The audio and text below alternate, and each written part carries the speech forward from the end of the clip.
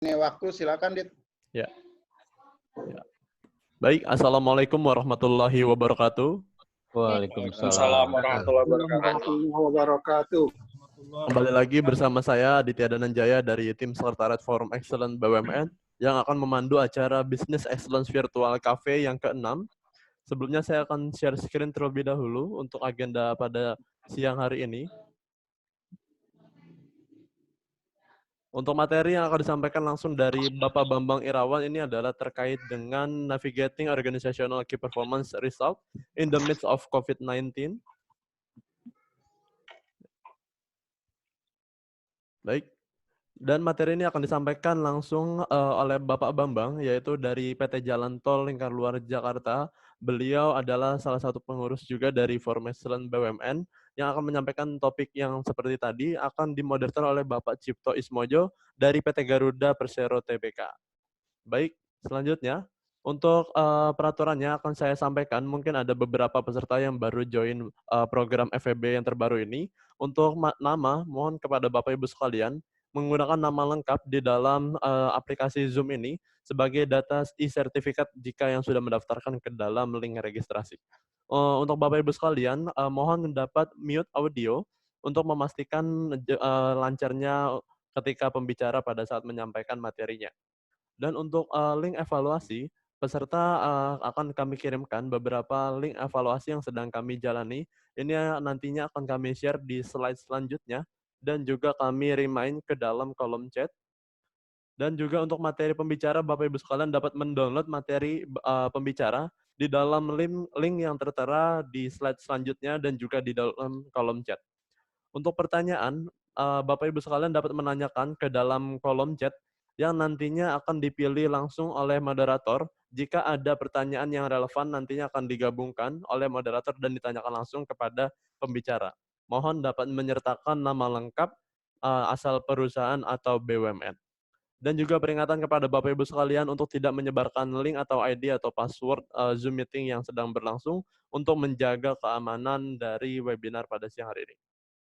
Selanjutnya kami juga mengucapkan kepada Bapak Ibu sekalian untuk selamat menunaikan ibadah puasa yang ke-1141 Hijriah. Semoga dalam menjalani ibadah puasa ini diberikan kelancaran dan amal ibadahnya diterima Allah Subhanahu wa taala. Amin amin ya rabbal alamin. Sebelum kita mulai acara pada siang hari ini, alangkah baiknya kita membaca doa terlebih dahulu. Untuk itu kepada Bapak Ibu sekalian membaca doa menurut kepercayaan masing-masing. Berdoa dimulai.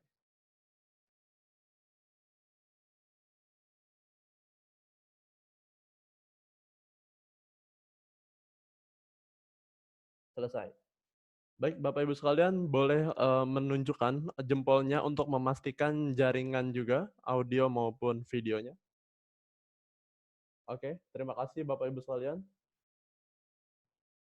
Di sini ada beberapa link yang kami sampaikan. Yang pertama, link materi. Bapak Ibu sekalian dapat memfoto, mencatat, atau screenshot link slide tersebut. Di sini ada link materi pembicara, ada link survei yang pertama yaitu Business Excellence Expert Mapping Survey. Mohon kepada Bapak Ibu sekalian mengisi link tersebut sebagai survei kami dari Forum Excellence BUMN, dan juga untuk mengisi link evaluasi pembicara dan juga link evaluasi Forum Excellence BUMN sebagai feedback kami untuk evaluasi selanjutnya. Oke, selanjutnya di sini sebelum kita memulai pada sesi selanjutnya yang nantinya akan dibawakan langsung oleh moderator, ada acara yang pertama yaitu sambutan-sambutan. Sambutan yang pertama yaitu dari Bapak Agung Yunanto selaku Ketua Umum Forum Excellence BUMN. Kepada Bapak Agung Yunanto kami persilakan.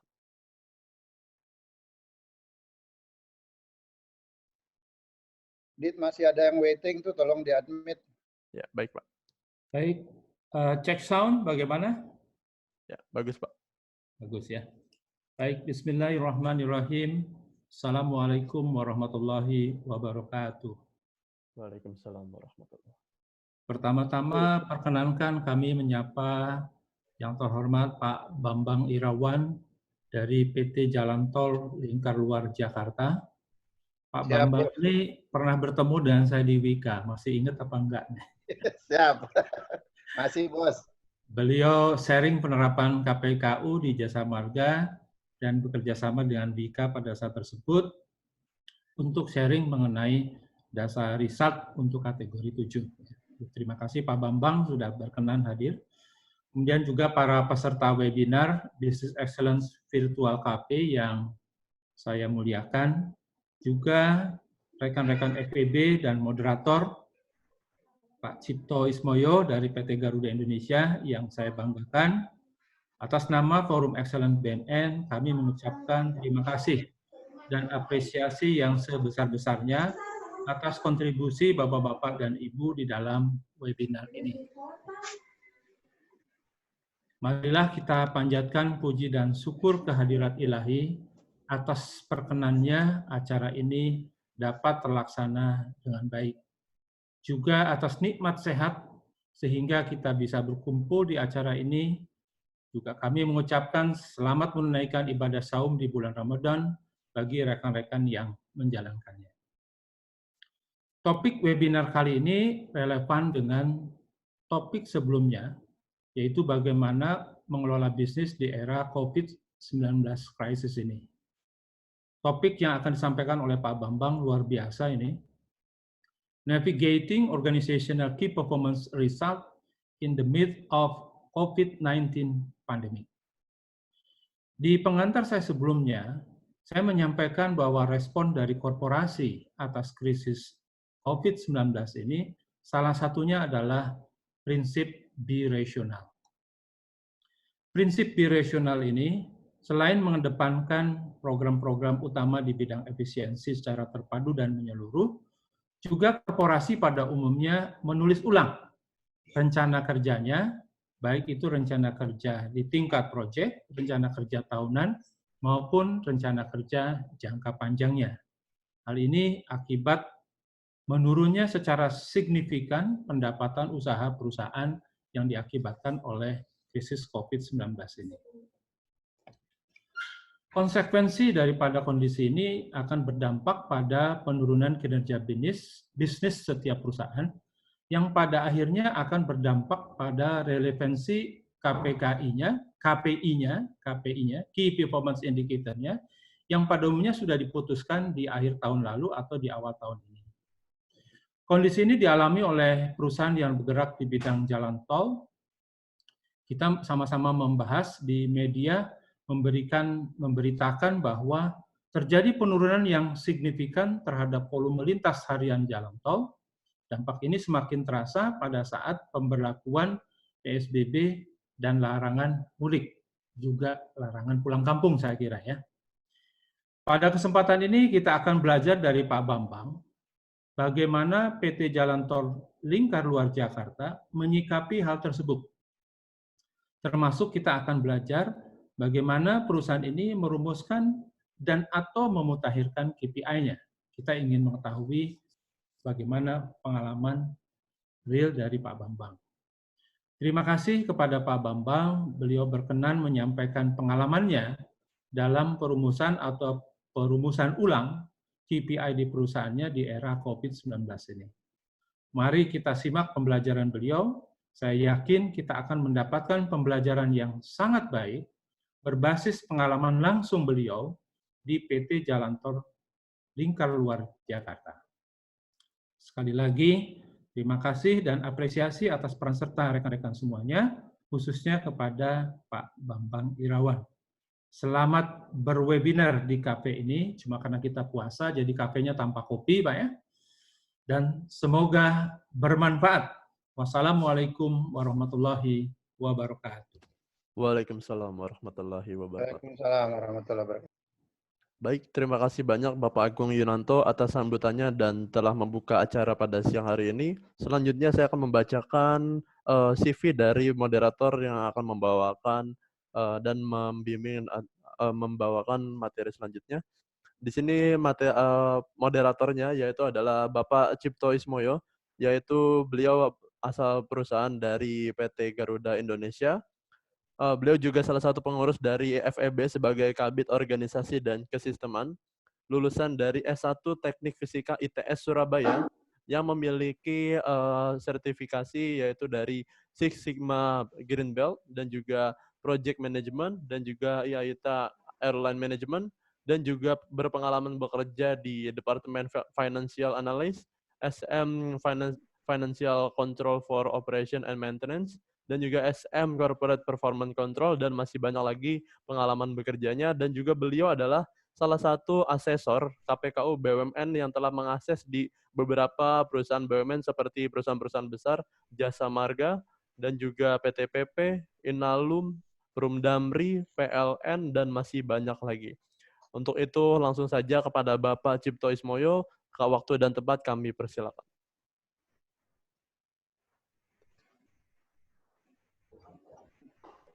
Bismillahirrahmanirrahim. Terima kasih atas kesempatannya yang telah diberikan oleh FEB.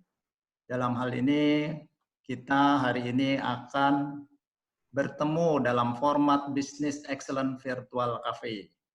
Assalamualaikum warahmatullahi wabarakatuh. Waalaikumsalam warahmatullahi wabarakatuh. Oke, Bapak Ibu, kalau kita lihat pandemik yang terjadi mulai dari bulan Februari dan Maret, impact-nya luar biasa buat bisnis. Hampir seluruh bisnis kena dampaknya. Yang paling signifikan adalah yang bergerak di transportasi dan pendukungnya.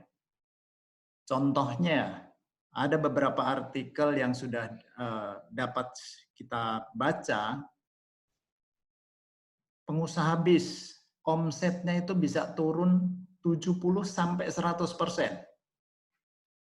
Apalagi bis-bis dengan tujuan luar kota. Nah, yang pendukung untuk transportasi ini jalan tol. Jalan tol juga kena dampak, Bapak Ibu. Tentunya dampaknya luar biasa juga. Kalau kita baca di artikel, rata-rata lalu lintas harian, LHR istilahnya kalau disebut, kalau nggak salah Pak Bambang ya, kira-kira turun 40-60% per hari. Tetapi ada satu hal yang menarik juga Bapak Ibu. Tentunya ini menjadi peluang, menjadi sesuatu yang akan ke depan bisa dilakukan, yaitu e-commerce yang mulai bertumbuh. Nah, untuk mendengar penjelasan lebih lanjut terkait dengan tadi yang sudah disampaikan Pak Ketua, bagaimana sih pengalaman PT Jalan Tol Lingkar Luar untuk memonitor kondisi yang terjadi saat ini. Nah, untuk itu sebelum kita mulai, mungkin saya akan bercerita sedikit mengenai narasumber hari ini, yaitu Bapak Bambang Irawan. Sebentar, saya share filenya.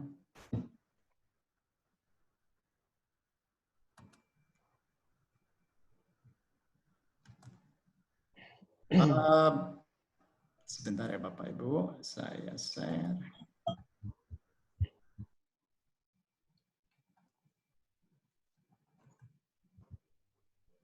Sudah kelihatan, panitia? Oke, sip. Jadi kalau kita lihat di sini, Pak Bambang ini sudah malang melintang di jalan tol sejak lama. Beliau adalah alumni dari UPN Veteran Teknik Pertambangan. Kemudian S2-nya di STIE IPWIJA di tahun 2014. Kalau kita lihat pengalaman bekerja beliau, saat ini beliau salah satu direktur di PT Jalan Tol Lingkar Luar Jakarta, yaitu sebagai Direktur SDM dan Keuangan. Kemudian sebelumnya menjadi Kepala Biro SDM dan Umum. Dan terkait dengan Business Excellence sendiri, Pak Bambang Irawan, atau mungkin yang lebih kita kenal beberapa teman itu Pak Bir. Saya jadi teringat namanya seperti bintang film zaman dulu lah. Jadi kalau terkait dengan Business Excellence, Pak Bir ini salah satu trainer juga untuk Business Excellence dan juga beliau sebagai asesor. Mungkin untuk tidak berpanjang lebarnya, kita lakukan hari ini ada 2 sesi. Yang pertama, kita dengarkan pemaparan dari beliau, Pak Bambang Irawan. Kemudian setelah sesi pemaparan, akan kita buka sesi selanjutnya, yaitu tanya jawab, diskusi, yang nanti akan kita bacakan. Silakan Bapak Ibu, jika ada pertanyaan, mencantumkan di kolom chat. Tapi jangan lupa Bapak Ibu sebutkan nama dan juga perusahaannya. Nanti akan memudahkan tim dari panitia dalam memilah-milah pertanyaannya. Saya rasa untuk tidak berpanjang lebar, waktu kami serahkan kepada Pak Bambang untuk memaparkan apa yang nanti akan disampaikan, yaitu mengenai navigating your key indicator in crisis COVID-19. Silakan waktunya Pak Bambang. Terima kasih Pak Cipto. Assalamualaikum warahmatullahi wabarakatuh. Pertama, terima kasih kepada Ketua Umum FEB, para pengurus, para senior, para suhu yang hadir semua di sini. Saya monitor ada semua. Jadi mohon izin hari ini membagikan hasil dari praktek apa yang sudah disampaikan oleh para guru, para suhu di FEB yang ahli masalah Business Excellence. Ini sedikit sharing terkait dengan apa yang sudah kami lakukan. Mas Adi, tolong materinya bisa disampaikan. Apa yang sudah disusun ataupun dilaksanakan oleh teman-teman kami sebelumnya di PT Jalan Tol Lingkar Luar Jakarta. Sebelumnya kami sampaikan sedikit latar belakang dari PT Jalan Tol Lingkar Luar Jakarta adalah salah satu atau dari sekian banyak anak perusahaan PT Jasa Marga Persero. Kami merupakan anak perusahaan yang pertama berlokasi di kantor pusatnya di Jatiasi, dan kami mengelola JOR sebagian dari ruas JOR. Bapak Ibu sekalian, apa yang akan kami sharing saat ini mungkin sedikit hasil dari yang sudah dikerjakan oleh teman-teman terkait dengan bagaimana mengelola indikator ataupun kategori 7. Jadi kami diberikan judul oleh Sekretariat Navigating Your Key Indicator in Crisis COVID-19. Sebenarnya ini akan sangat bermanfaat dalam kondisi ini apabila indikator-indikator ini sudah disiapkan sebelumnya dan bagaimana dashboard yang sudah disusun itu bisa dimanfaatkan untuk memonitor indikator. Nah, ini kami sedikit sharing hari ini untuk menyampaikan kepada Bapak Ibu semua, siapa tahu nanti ada ide untuk mengembangkan hal ini di perusahaan Bapak Ibu masing-masing. Sedikit tata nilai dari Jasa Marga yang kami sampaikan di sini. Di bawah adalah ada agility, professionalism, integrity, dan customer focus. Ini adalah tata nilai untuk seluruh Jasa Marga Group. Apalagi dalam kondisi saat ini yang sangat luar biasa menerpa seluruh perusahaan dan semua aspek kehidupan, suka tidak suka kita harus agile gitu. Dan alhamdulillah kami dalam beberapa waktu yang lalu Jasa Marga sudah mengubah dari tata nilainya menjadi APIC, agility, professionalism, integrity, dan customer focus. Nah, ini dibuktikan sekarang ini pada saat krisis seperti ini, apakah kita bisa benar-benar agile? Gitu. Lanjut, Mas Adit. Adit, lanjut. Ini dari beberapa penjelasan dari para senior sebelumnya, balik sebelumnya, Adit. Yang tadi. Oke, saya halaman-halaman setelah ini. Karena yang mengoperate dari sekretariat, jadi mungkin ada jeda, Bapak Ibu, mohon maaf. Lanjut, Dit, setelah ini. Ya. Jadi beberapa waktu yang lalu di dalam acara seminar kita yang lalu, itu para suhu sudah menjelaskan, bahkan tadi juga Pak Halim lebih fokus kepada leadership, kemudian nanti juga akan dilanjutkan lebih tajam lagi oleh para senior untuk membahas dari masing-masing kategori. Tapi saya lebih fokus kepada bagaimana mengelola hasil, bagaimana memanage dan memonitor hasil, jadi kategori 7.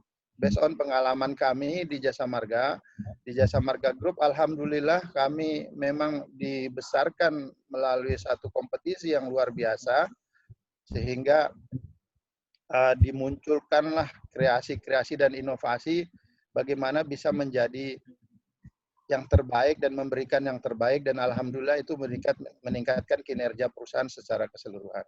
Lanjut. Adit.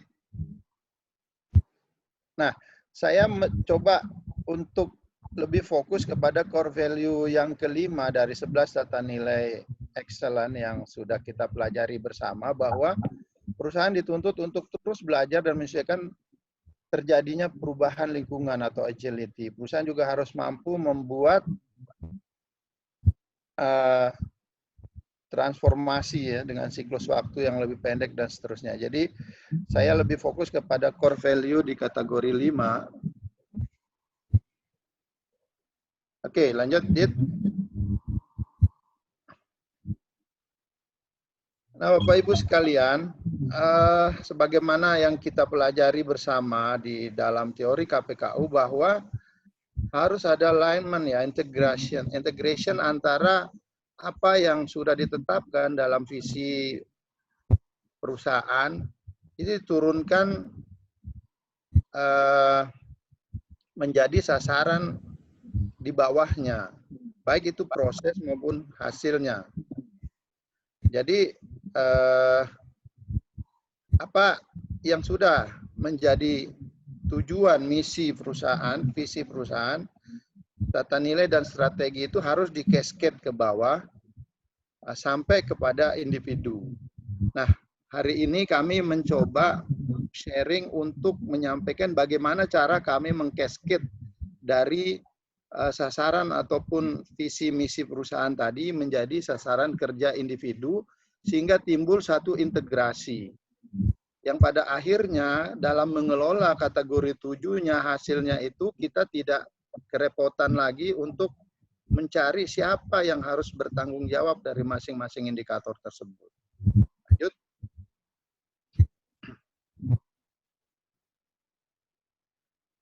Lanjut, Dit.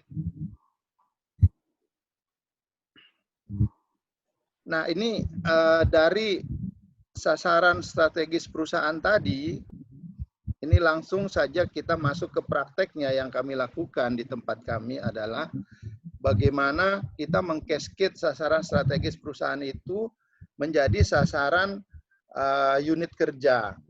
Nah, supaya itu ada suatu gairah pencapaian, maka di dalam sasaran unit kerja pun kita membuat satu tata kelola sebagaimana juga yang diamanatkan di dalam kriteria KPKU, bahwa ada penilaian untuk unit kerja terbaik.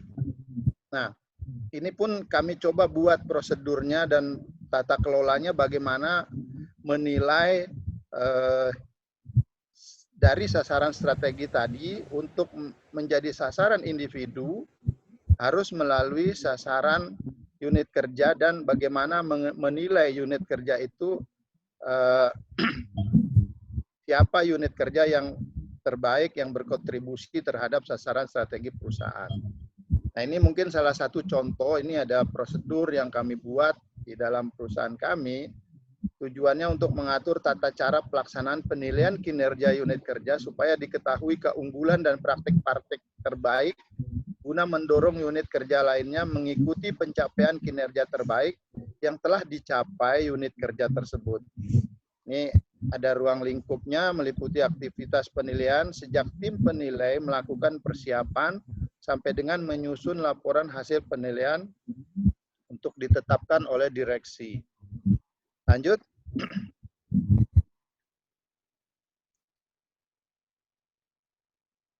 Adit. Nah, Bapak Ibu sekalian, ini ada beberapa contoh faktor-faktor penilaian yang kami nilai di dalam masing-masing unit kerja itu untuk menentukan siapa unit kerja yang terbaik. Nah, antara lain pencapaian KPI unit kerjanya, nilai rata-rata hasil kinerja individu karyawan unit kerja, tingkat kehadiran, pencapaian tolok ukur kinerja. Kami memberi nama indikator itu dengan tolok ukur kinerja. Termasuk kalau di jalan tol itu ada yang disebut dengan SPM atau standar pelayanan minimum. Itu banyak sekali indikatornya. Sampai ratusan itu harus dimonitor. Tindak lanjut temuan hasil audit internal, tindak lanjut hasil temuan eksternal, tindak lanjut keluhan pelanggan, insiden kecelakaan yang terjadi di unit kerja, hasil penilaian 5R, jumlah pelanggaran, jumlah inovasi, tingkat penyerapan anggaran, tingkat penerapan program budaya dan sebagainya. Ini hanya contoh yang mungkin Bapak Ibu nanti bisa kembangkan sendiri bagaimana kita menilai unit kerja itu sehingga semuanya itu mengarah kepada sasaran strategi perusahaan. Lanjut.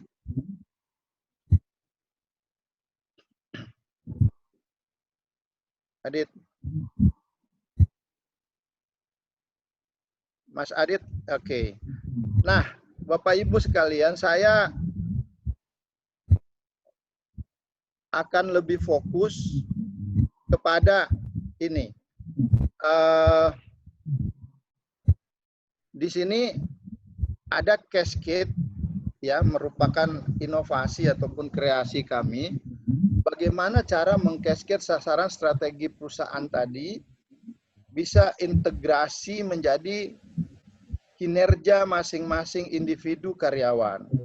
Nah, ini kami buat untuk setiap karyawan harus ditetapkan, ini modifikasi kami dengan menggunakan peta ADLI menjadi sasaran kerja individu karyawan berbasis ADLI. Ini betul-betul murni hasil kreasi kami dan teman-teman, sehingga bagaimana supaya setiap indikator itu bisa dimonitor.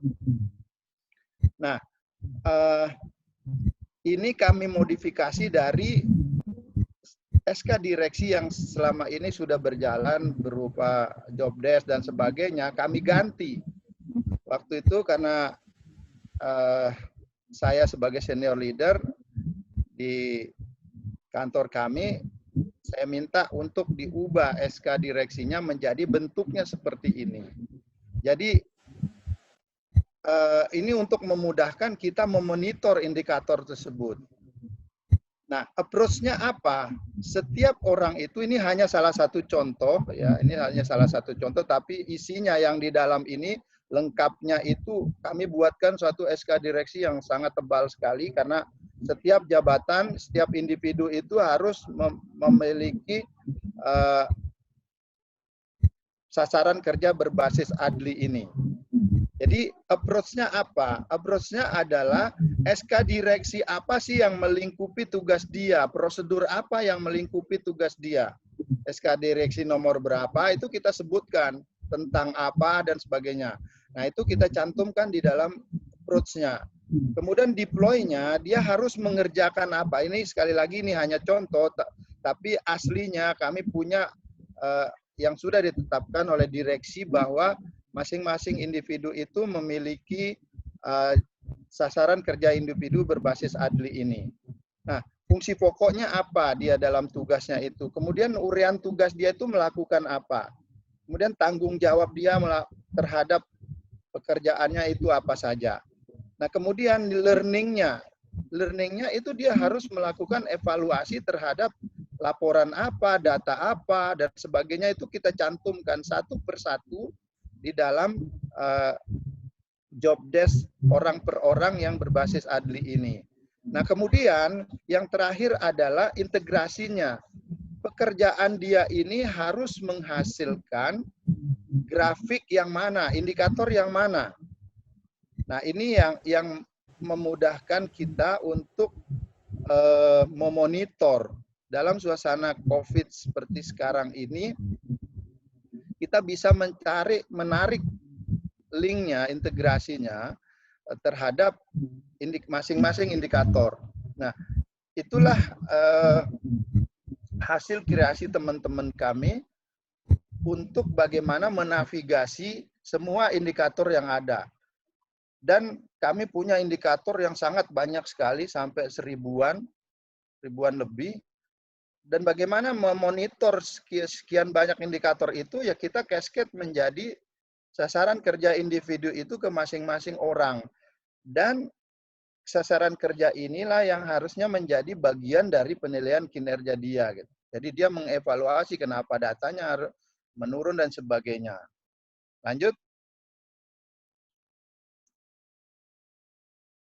Adit. Nah, Bapak Ibu sekalian, kalau kita berbicara integrasi proses, bagaimana dalam teori yang kita pelajari bersama, maturitasnya itu akan kelihatan gitu. Dan ini mempengaruhi kita berada di posisi mana. Ini kembali lagi kepada teori bahwa apabila kita reaktif atas ada masalah, maka tingkat maturitasnya itu mungkin hanya sampai 25%. Gitu. Kemudian apabila sudah memiliki cara yang sistematis, mungkin sudah mencapai tahap 45%. Jadi bisa kita introspeksi masing-masing perusahaan kita itu ada di level mana.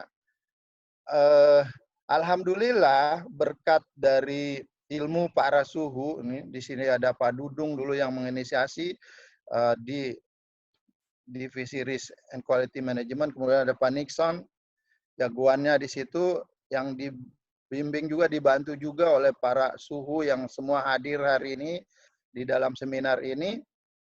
Kami mencoba menyusun indikator-indikator itu, kalau di Jasa Marga namanya GMPE, Jasa Marga Performance Excellence.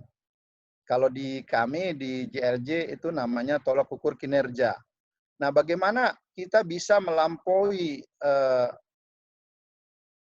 integrasi proses ini terhadap maturitasnya itu, kita tidak reaktif gitu. Kita berusaha untuk menselaraskan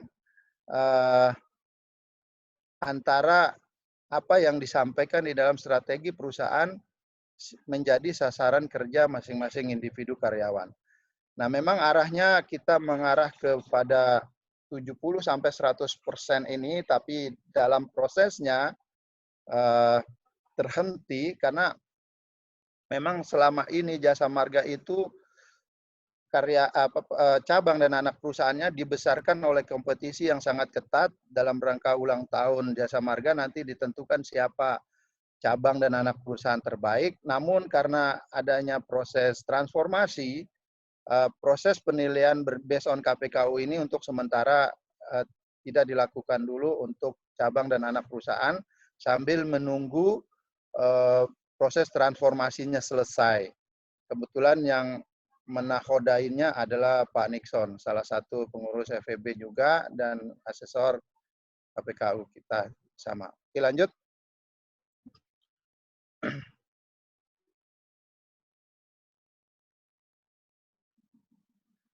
Nah, sekali lagi Bapak Ibu, dalam gambaran dari teori KPKU itu ibaratnya seperti pemadam kebakaran. Kalau kita reaktif, perusahaan diibaratkan seperti pemadam kebakaran, perusahaan belum nampak adanya pembelajaran dan masalah yang sering kali timbul atau sudah pernah terjadi sebelumnya. Kemudian kalau maturitasnya sudah di atas itu, perusahaan diibaratkan telah memiliki perangkat pemadam kebakaran di beberapa tempat, sehingga kalau terjadi kebakaran akan mudah dan cepat melakukan pemadaman. Kalau di level 30 sampai 45 atau di yang lebih tinggi itu diibaratkan sensor panas. Jadi perusahaan itu sudah memiliki sensor untuk mengukur. Lanjut.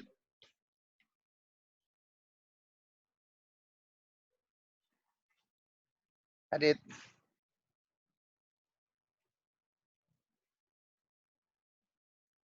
Nah, Bapak Ibu sekalian, sebagaimana tadi kami sampaikan bahwa dalam rangka mengelola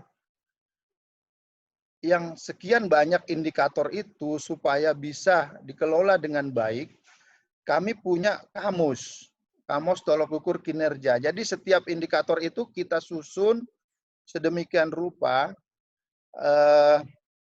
bagaimana indikator itu didapatkan, kemudian deskripsinya seperti apa, frekuensi pengukurannya. Ini salah satu saja di 7.1, tapi nanti ada fotonya bagaimana indikator yang sekian banyak itu kita bukukan menjadi satu dan sangat tebal sekali.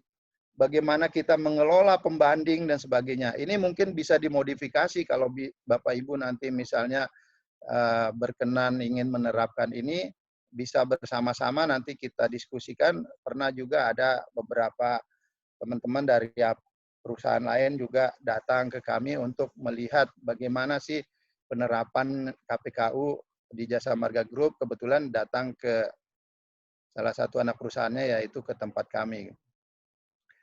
Nah, jadi di situ ini contoh tahun 2017 misalnya, target tolok ukur kinerjanya seperti apa, realisasinya seperti apa. Lanjut, Dit. Nah, kebetulan Bapak Ibu sekalian, tidak hanya sekedar dari kamus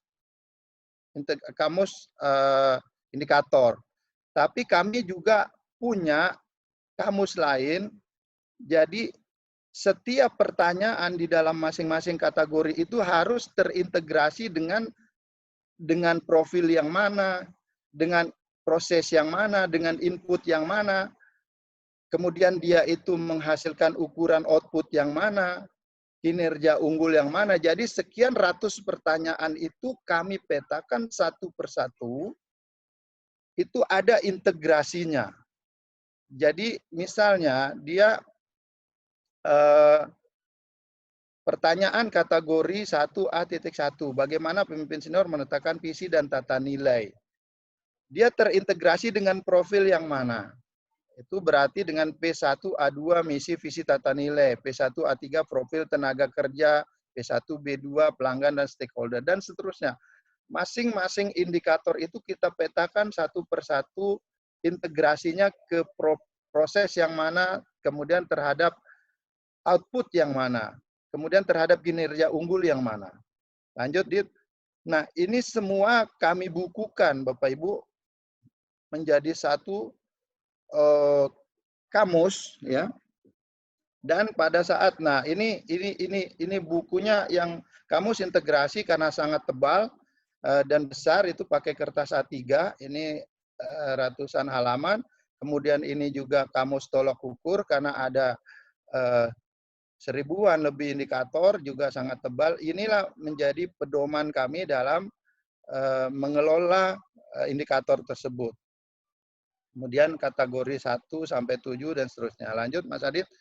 Nah, semua itu kita coba implementasikan seperti yang disampaikan Pak Halim beberapa kali dan juga Pak Teddy serta senior-senior yang lain, bahwa bagaimana supaya itu bisa memanfaatkan teknologi. Jadi memonitornya itu melalui dashboard. Nah, teman-teman kami di PT JLJ memang sangat luar biasa menerjemahkan apa sih yang diinginkan itu menjadi bentuk jadinya. Jadi kami punya namanya corporate internal media. Dan ini sudah beberapa tahun digunakan sebagai alat untuk melakukan berbagai hal, komunikasi dengan karyawan, apalagi dalam kondisi seperti sekarang ini, bagaimana teman-teman yang terhadang oleh petugas yang menanyakan kenapa harus masuk kerja, mereka harus dibekali dengan surat tugas, misalnya itu tidak perlu harus ngambil suratnya ke kantor, tinggal buka aplikasi, udah saya tanda tangan, nanti tinggal di print sendiri, itu bisa diperlihatkan apabila mereka dalam perjalanan ke kantor, itu harus diperiksa dan sebagainya. Nah, di situ ada aplikasi, ada kamus tolok ukur kinerja, ada kamus integrasi, ada dashboard yang bisa dilihat di dalam web kami. Nah, ini bisa dibuka di PC ataupun di HP. Lanjut, Mas Adit. Lanjut, Dit. Adit. Nah, Bapak Ibu, ini salah satu bentuk dari hasilnya. Ini contoh hasilnya. Jadi apabila indikator itu tercapai, nanti akan kelihatan di dalam dashboard ini gitu. Jadi ada sifat datanya seperti apa, siapa unit kerja yang bertanggung jawab, satuannya seperti apa, targetnya seperti apa, pencapaiannya seperti apa gitu. Nah, dan ini diisi oleh masing-masing unit kerja. Sebagaimana yang kami sampaikan di depan tadi, ada penanggung jawabnya. Dan masing-masing unit kerja pun mengcascade itu menjadi sasaran kerja individu. Nah, sehingga nanti terintegrasi antara sasaran strategi perusahaan menjadi sasaran kerja masing-masing karyawan. Dan semua harus diupload ke sini. Nah, nanti bagian IT yang mengelola ini yang mengelola bagaimana indikator ini untuk bisa terus termonitor di dalam dashboard ini. Lanjut, Dit.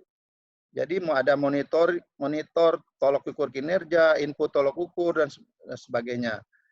Nah, Bapak Ibu sekalian, ini juga bisa dimonitor dari masing-masing HP. Jadi bisa dibuka dari rumah, misalnya kita ingin melihat indikator yang mana ini yang turun, indikator mana yang bermasalah. Nah, ini salah satu bentuk implementasi dari KPKU, dari teori KPKU yang kami laksanakan untuk memudahkan pekerjaan kami. Lanjut.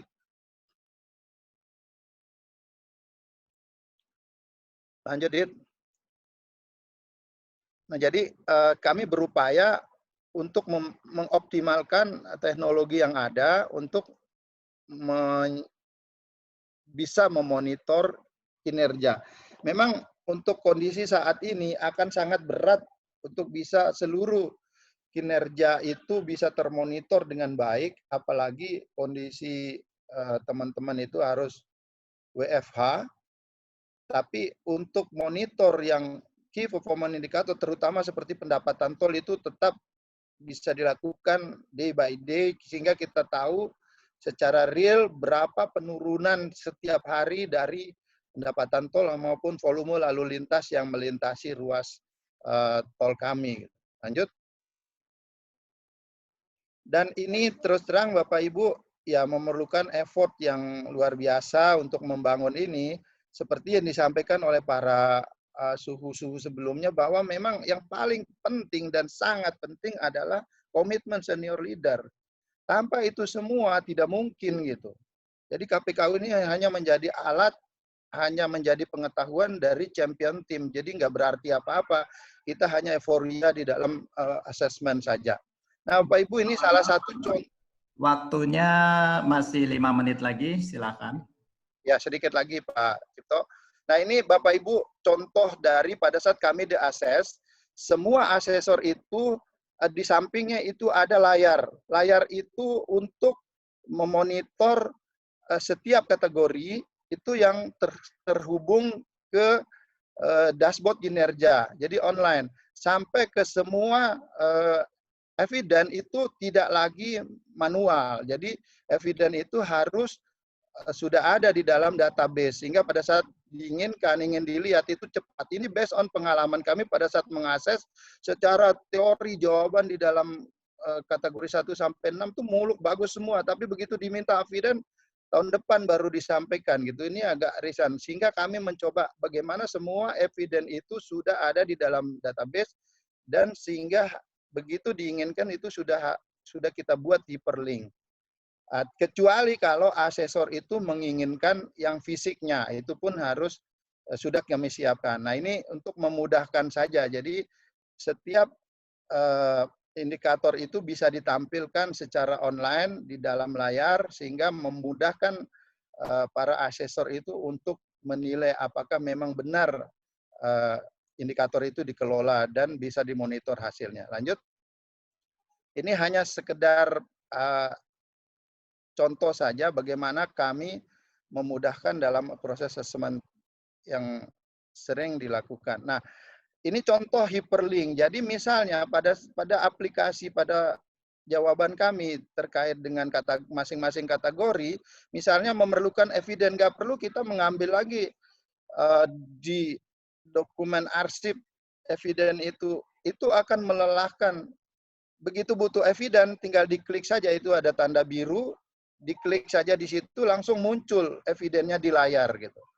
Nah, itu memang effort yang luar biasa karena kita harus men-scan semua data, semua indikator yang dibutuhkan dimasukkan ke dalam database. Jadi memang kerja yang luar biasa dari teman-teman kami, tapi luar biasa antusiasme mereka itu membuahkan hasil yang memudahkan sekarang untuk memonitor semua indikator yang ada. Lanjut.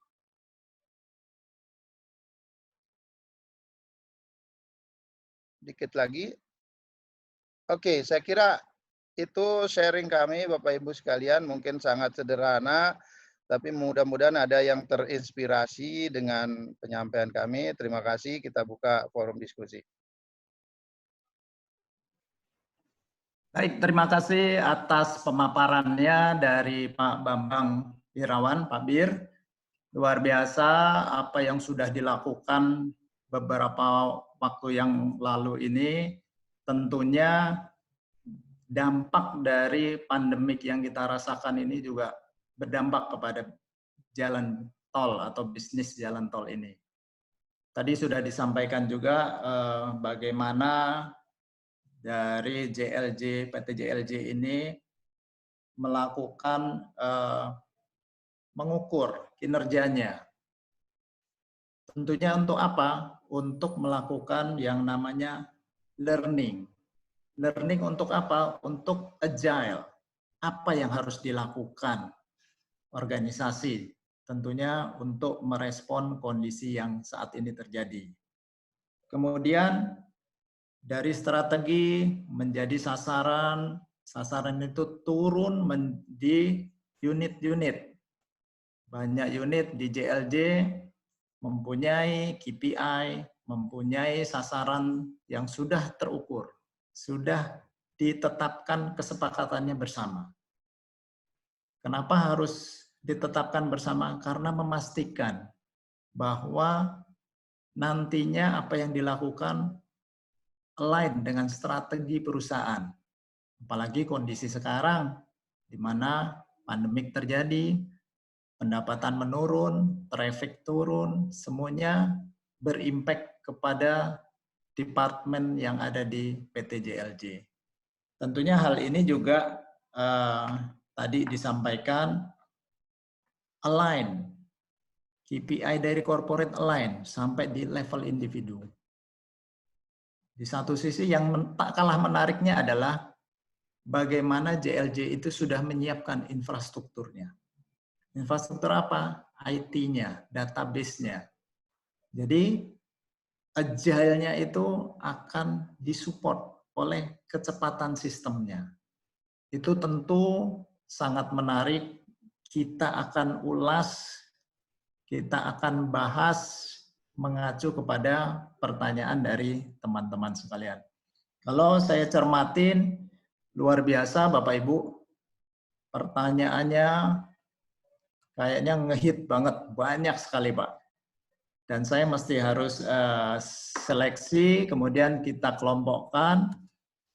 satu hal yang dalam sesi pertanyaan ini kita akan buka 2 sesi dulu, di mana ada beberapa pertanyaan yang menarik terkait dengan strategi ini, Pak. Ada pertanyaan dari Pak Agung terkait dengan perubahan strategi atau target di JLJ, tentunya dengan kondisi yang saat ini ya Pak Bambang ya. Nah itu sama juga dengan apa yang disampaikan pertanyaan dari Bapak atau Ibu Yuni Santoso. Kira-kira nih Pak, perubahan strategi agar bisa survive, ada berapa sasaran strategisnya yang harus dirubah?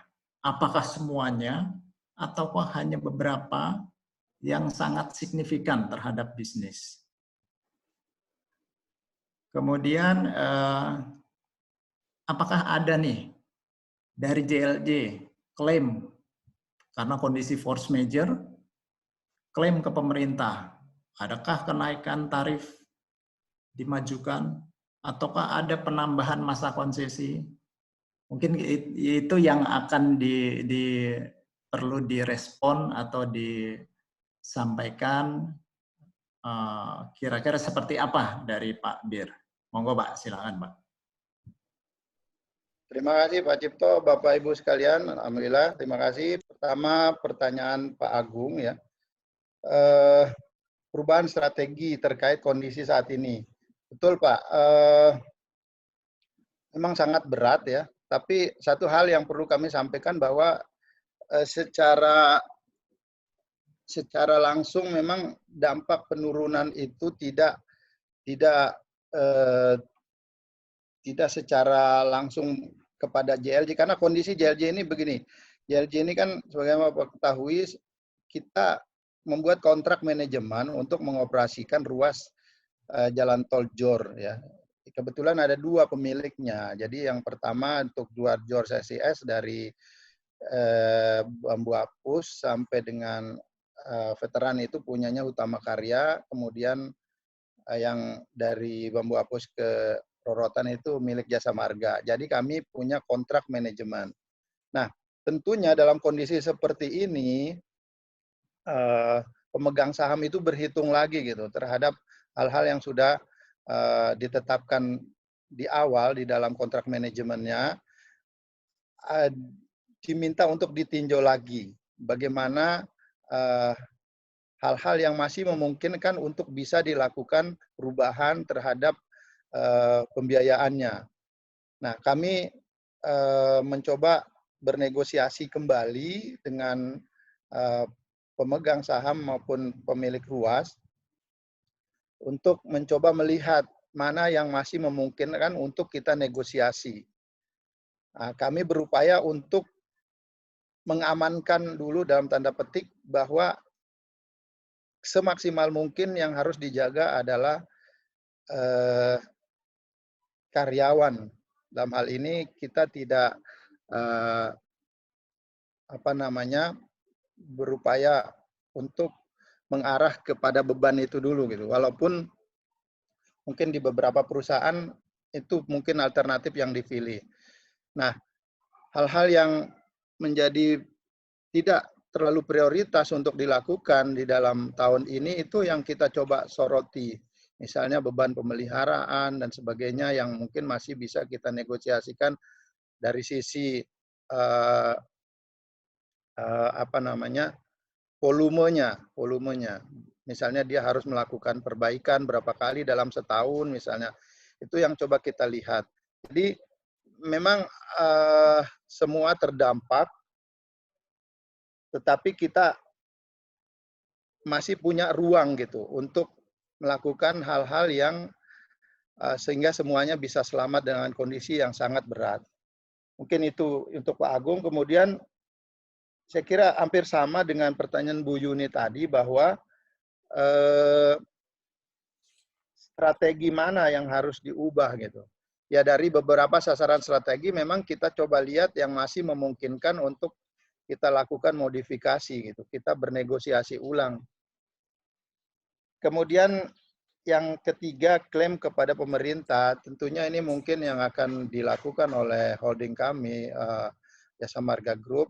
Tapi yang kami sampaikan itu tadi bahwa ini dalam kapasitas sebagai salah satu anak perusahaan dari Jasa Marga. Gitu Pak Cipto.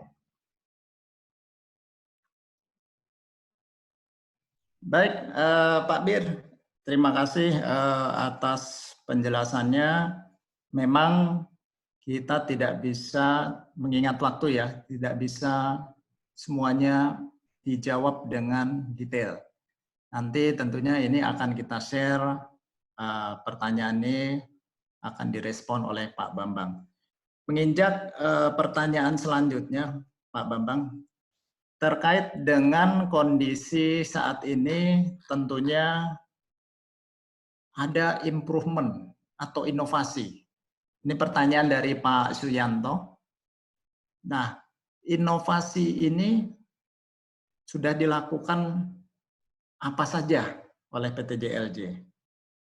Nah, ini juga terkait juga dengan pertanyaan dari Ibu Septanti Retno, di mana beliau menanyakan yang namanya inovasi itu biasanya kan mahal, ada biaya yang keluar. Bagaimana menyikapi hal ini PT JLJ? Demikian, Pak.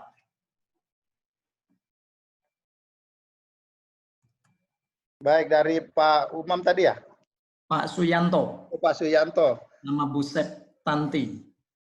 Pak Suyanto dan Bu Septanti. Pak Suyanto tadi tentang inovasi. Sebetulnya sama sih Pak. Inovasi apa yang sudah dilakukan terkait dengan inovasi yang dari Bu Septanti bahwa inovasi itu kan biayanya pasti ada biaya lah mahal. Bagaimana menyikapi hal tersebut, Pak? Ya, jadi selama ini kami karena sifatnya di operasional, memang inovasi-inovasi yang dilakukan adalah terkait dengan hubungannya terutama dengan pelanggan. Ya. Kalau yang terhadap kondisi saat ini, bagaimana pekerjaan itu bisa tetap berjalan dengan kondisi teman-teman itu tidak bisa maksimal melakukan itu dari kantor, sehingga alhamdulillah dengan teknologi yang ada kita bisa memonitor semuanya gitu. Jadi kebetulan kami sudah bangun sebelumnya sehingga tinggal kita jalankan saat ini gitu hasil inovasi yang dilakukan sebelumnya. Jadi seperti tadi dashboard tadi itu kan bisa dimonitor dari rumah gitu. Bahkan laporan dari pendapatan tol itu kita bisa monitor terus berapa volume lalu lintas yang hari per harinya berapa penurunannya itu bisa dimonitor langsung. Kemudian untuk Ibu Septanti tadi, memang betul Bu, untuk bisa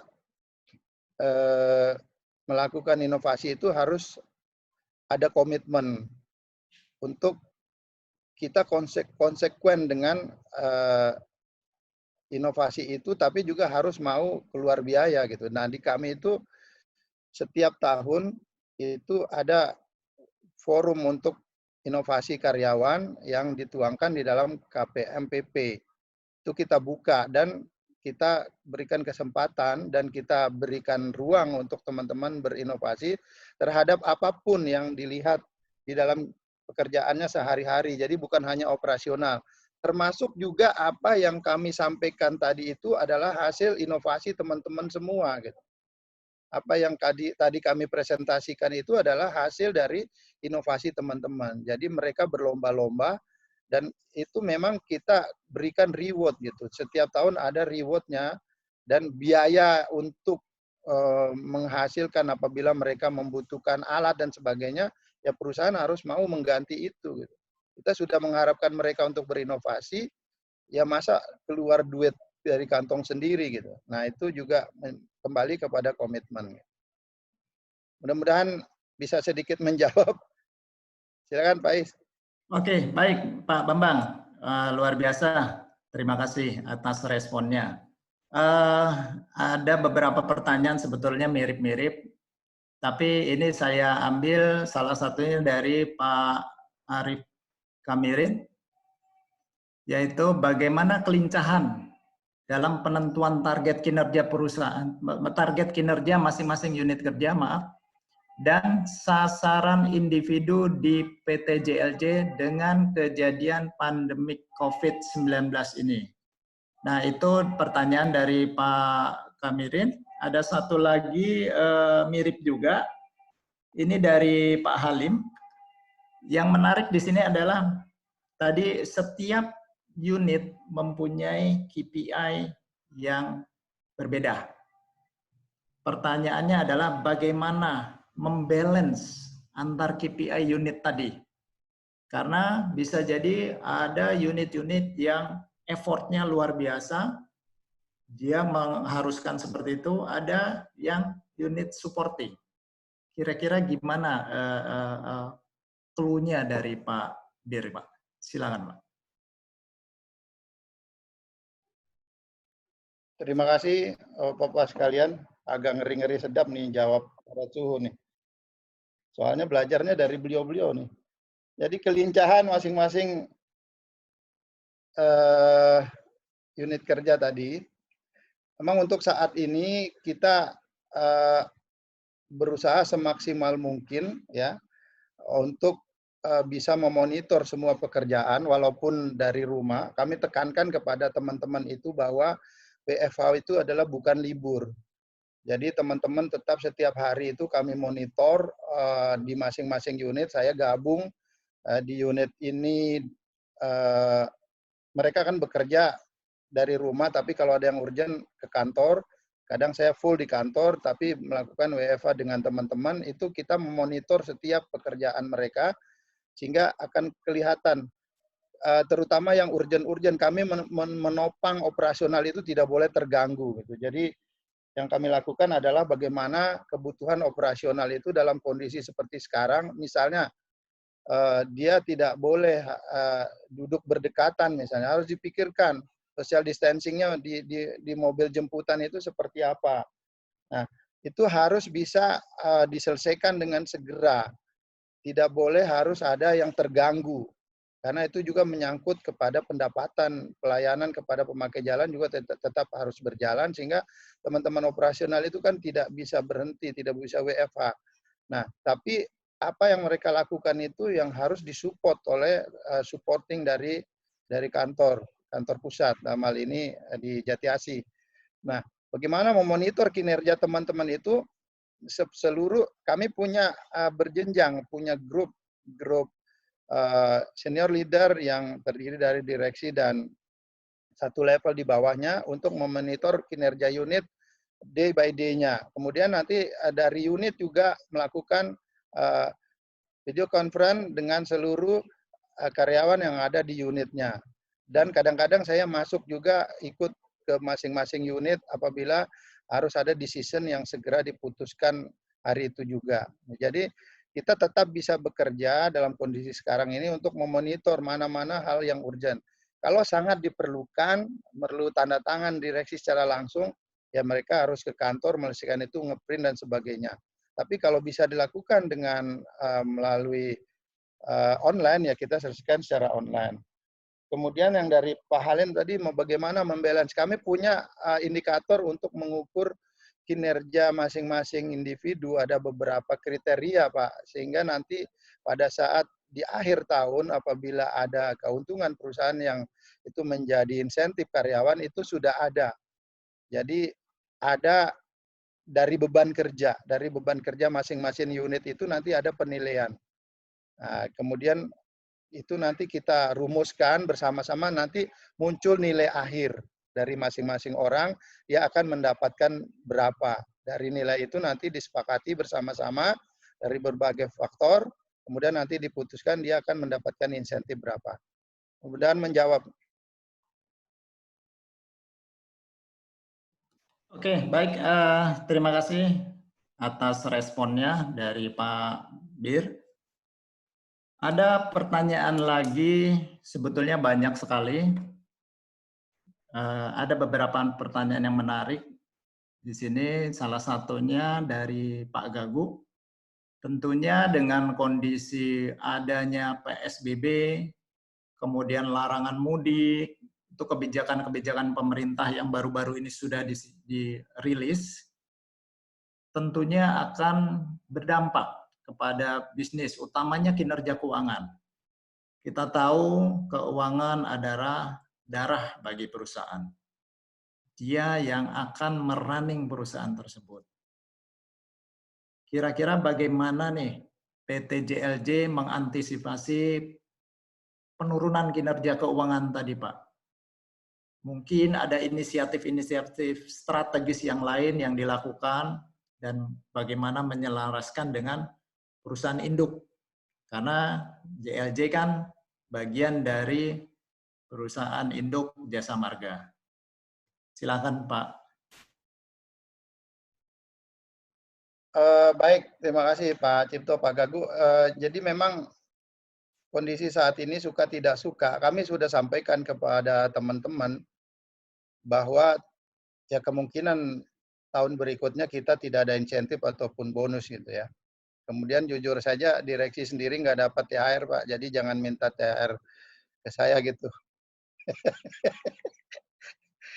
Karena ya semua harus prihatin gitu dalam kondisi saat ini, apa-apa yang tidak urgent untuk dikeluarkan ya kita tahan dulu gitu. Karena perusahaan harus hidup dan kami semaksimal mungkin tidak melakukan PHK atau pengurangan karyawan akibat dari COVID.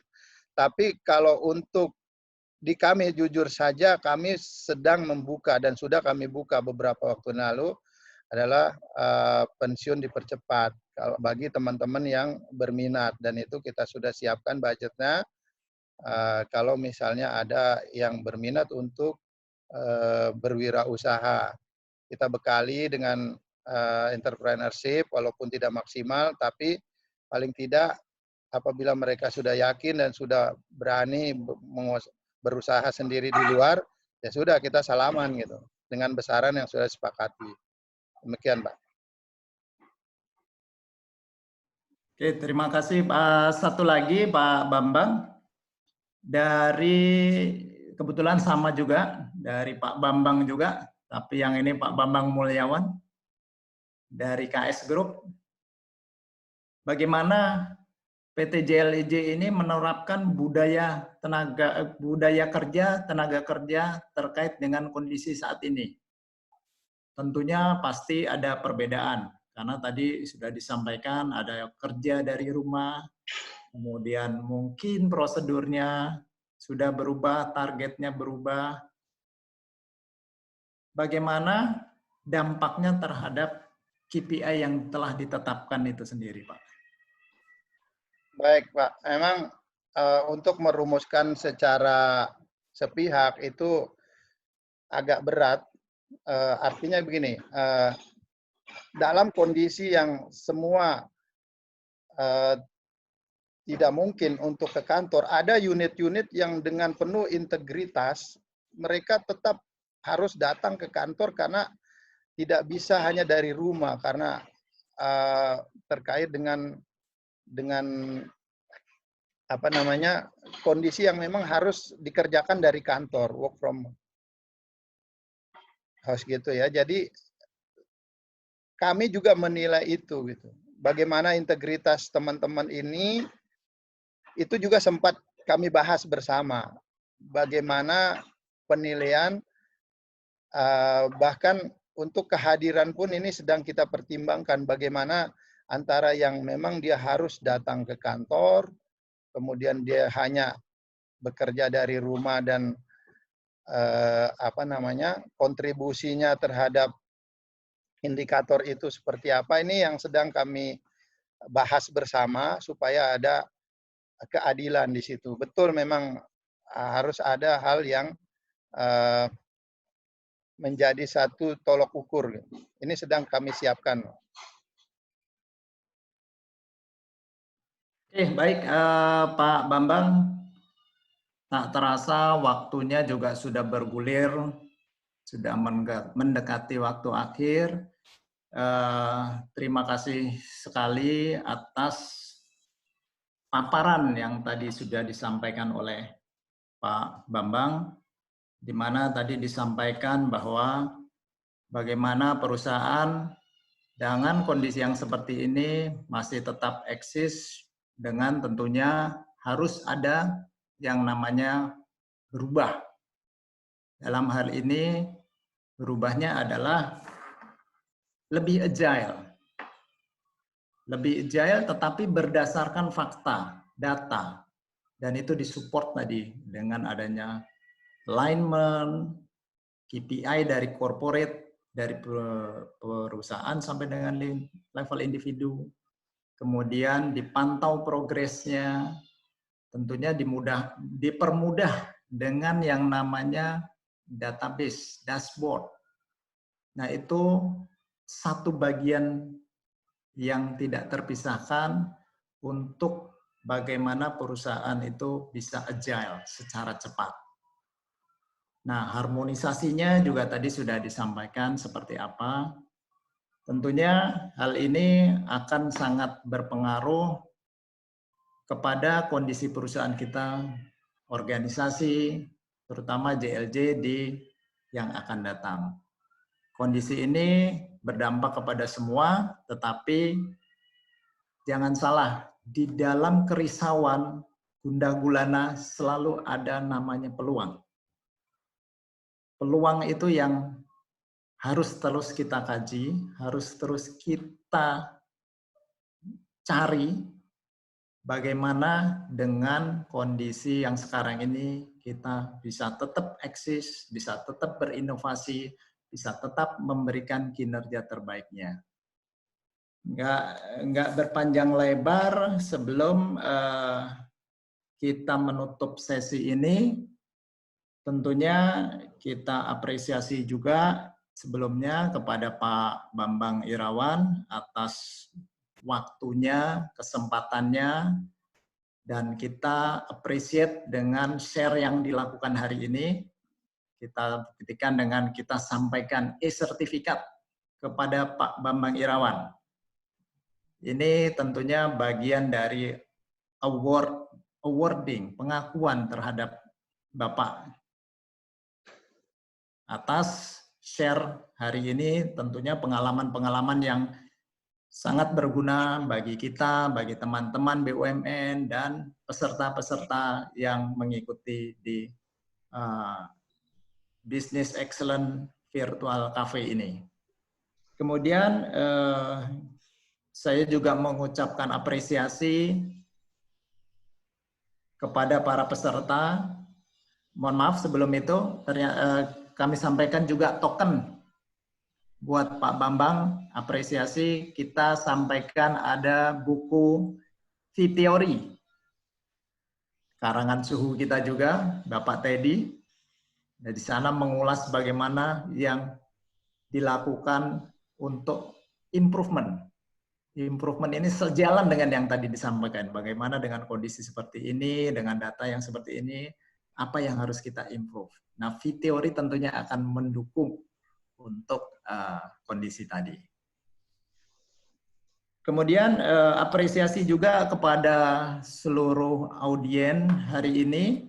Luar biasa Bapak Ibu, jempol buat kita semua. Jumlahnya ada 68 orang. Luar biasa dan pertanyaannya aktif. Terima kasih atas waktunya, sharingnya juga, pertanyaan-pertanyaan. Kemudian juga yang nggak kalah penting adalah apresiasi juga Bapak Ibu untuk tim sekretariat FEB. Kita mengenal tim ABC Pak. Mas Adit, Mas Bangun, dan Mbak Ica. Jadi kalau ada sekretariat ABC udah itu 3 serangkai yang tidak terpisahkan. Kami mengucapkan apresiasi juga. Kemudian satu hal sebelum kita close terkait dengan pengukuran tadi Bapak Ibu. Ada satu pepatah, kebetulan pepatah dari Afrika. jangan kita membeli sepatu sebelum kita mengukur kaki kita. Jadi kalau kita nggak punya ukuran, kita nggak tahu kita mau kemana, mau beli apa, sepatunya seperti apa. Nah, itu salah satu contoh quote hari ini yang sejalan dengan apa yang tadi disampaikan. Tidak berpanjang lebar, terima kasih sebelumnya kepada seluruhnya semua, termasuk Pak Ketua Umum, Pak Sekum, atas kesempatan hari ini. Dan selanjutnya kita serahkan kembali kepada sekretariat. Waalaikumsalam warahmatullahi wabarakatuh. Wassalamualaikum warahmatullahi wabarakatuh. Terima kasih banyak Pak Cipto Simoyo. Sebelumnya untuk peserta terbaik, mohon infonya Pak, 2 peserta.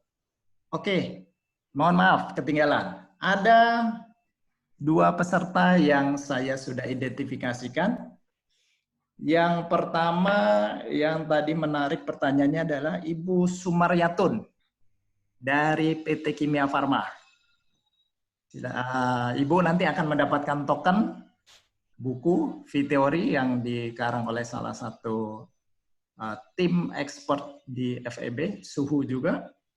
Dan yang satu lagi yang nggak kalah menarik adalah Pak Dharma Siregar.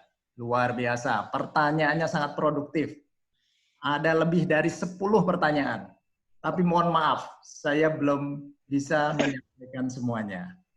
Jadi selamat buat kedua peserta tadi. Token penghargaan akan dikirimkan oleh panitia dan nanti akan dihubungi oleh panitia untuk pengirimannya. Terima kasih, Mas Adit. Wassalamualaikum warahmatullahi wabarakatuh. Waalaikumsalam warahmatullahi wabarakatuh. Terima kasih banyak. Warahmatullahi wabarakatuh. Saya nyampein sedikit. Ya, silakan Pak. Bapak Ibu sekalian, terima kasih yang sebesar-besarnya atas kehadirannya hari ini. Luar biasa, saya agak gugup tadi ini. Para senior-senior hadir semua dari berbagai perusahaan juga hadir. Saya mohon maaf apabila pertanyaannya mungkin tidak bisa memuaskan Bapak Ibu sekalian. Tapi kalau nanti misalnya di sharing chat ya, saya coba nanti untuk menjawab. Kita bisa berdiskusi. Mungkin yang kami sampaikan itu belum sempurna, hanya sedikit menggelitik aja untuk bisa kita saling berbagi nanti di masing-masing perusahaan seperti apa gitu. Terima kasih. Bagus, Bro. Makasih Pak Bambang.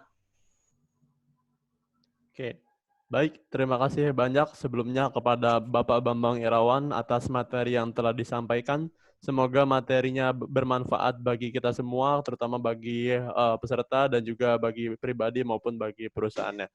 Selanjutnya untuk token apresiasi akan kami kirimkan kepada Bapak Dharma dan juga Ibu Sumaryatun. Selamat atas terpilihnya sebagai penanya terbaik. Dan selanjutnya akan kami infokan kepada peserta, jika ingin mendapatkan buku V-Theory, dapat menghubungi kami tim sekretariat di nomor slide selanjutnya. Ini adalah hasil karangan dari Bapak Teddy Juniardi, salah satu QA dari FEB. Baik, untuk para peserta nantinya akan mendapatkan e-certificate yang akan kami kirimkan melalui email yang sudah didaftarkan. Nah, untuk mendapatkan e-certificate ini harus mengikuti dari sesi awal dan juga harus mendaftarkan ke dalam link registrasi. Baik, saya mohon izin untuk reminder kepada seluruh peserta untuk mengisi beberapa link dan saya menginfokan terkait link materi dapat di-download di dalam link tersebut. Dan juga mohon kepada Bapak Ibu sekalian meluangkan waktunya untuk mengisi survei kami, yaitu Business Excellence Expert Mapping Survey. Di dalam slide tersebut mungkin dapat difoto, dicatat atau diketik, atau di screenshot. Selanjutnya juga link evaluasi pembicara, mohon dapat diisi Bapak Ibu sekalian, dan juga link evaluasi Forum Excellent BUMN sebagai feedback kami dan sebagai bahan evaluasi untuk selanjutnya. Baik, masih ada beberapa agenda Forum Excellent BUMN. Ini adalah festival WFA atau webinar FEB Asyik di bulan April yang sedang berlangsung. Masih ada 3 pembicara lagi yang akan berlangsung Selanjutnya ini adalah beberapa narasumber dan juga para moderator. Di hari Senin, besok tanggal 27 April, nantinya akan ada WFA session ke-8 yang akan disampaikan langsung dari pengurus Forum Excellent BUMN, yaitu Bapak Firmanto Purdi, selaku Sekretaris Umum dari PT BNI Persero Tbk, yang akan menyampaikan materinya terkait dengan The New Paradigma in the Strengthening Business Excellence Implementation, yang akan dimoderator langsung dari Perum LKBN Antara, yaitu Bapak Darlim Tampu Bolon. Bapak Ibu sekalian dapat mendaftarkan ke dalam link yang tertera, dan acara ini tidak dipungut biaya dan juga mendapatkan e-sertifikat. Selanjutnya di sini ada WFA 9 di hari Rabunya, itu pukul 2 hingga jam 3 sore waktu Indonesia Barat, yang akan disampaikan langsung dari Bapak Erman Firdaus dari Pusri atau PT Pupuk Sriwijaya Palembang, dan dimoderator oleh Ibu Foni dari PT Kimia Farma Tbk. Materi pada hari itu terkait dengan improving leadership skill for team leader KPKU BUMN atau Business Excellence. Beliau merupakan salah satu lead asesor di KPKU sebelumnya, sehingga sudah memiliki pengalaman yang begitu banyak. Selanjutnya di sini juga ada agenda yang sangat spesial di WFA session ke-10, yaitu materinya akan disampaikan langsung dari pengurus Forum Excellent BUMN, yaitu Bapak David P. Siombing, yaitu dari PTPN 3, yang akan menyampaikan materinya terkait dengan Business Excellence Implementation in PTPN 3 Persero, yang akan dimoderatori oleh Bapak Ansyarif Khalid dari PT IKI atau Industri Kapal Indonesia. Bapak Ibu sekalian dapat mendaftarkan ke dalam link tersebut karena acara ini tidak dipungut biaya dan akan mendapatkan e-sertifikat. Acara ini akan berlangsung pada tanggal 30 April 2020, hari Kamis, minggu besok. Selanjutnya, minggu besok di hari Sabtu, yang sama hari Sabtu juga, itu akan ada BIVC session ke-7.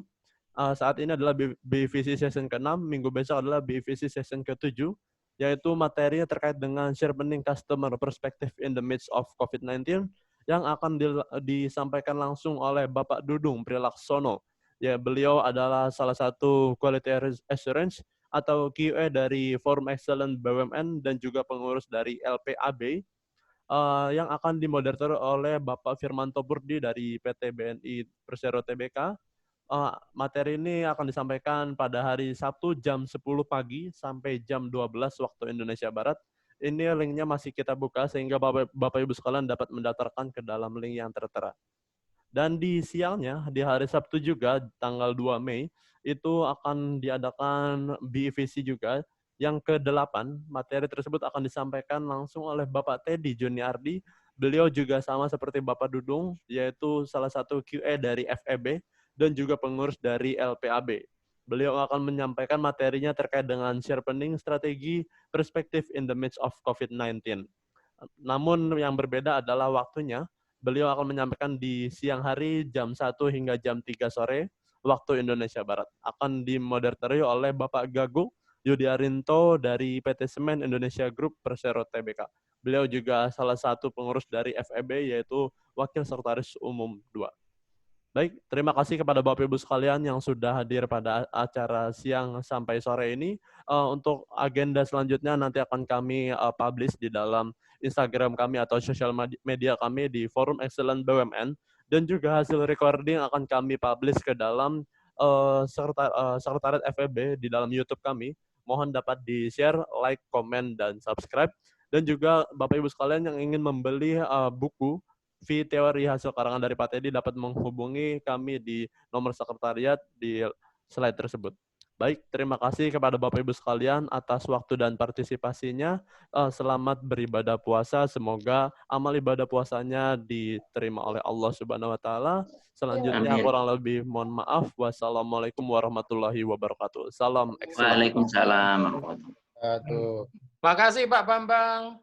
Sama-sama, Bos. Mantap, Bir. Keren. Sip. Mantap, Pak Bir. Pak Bir.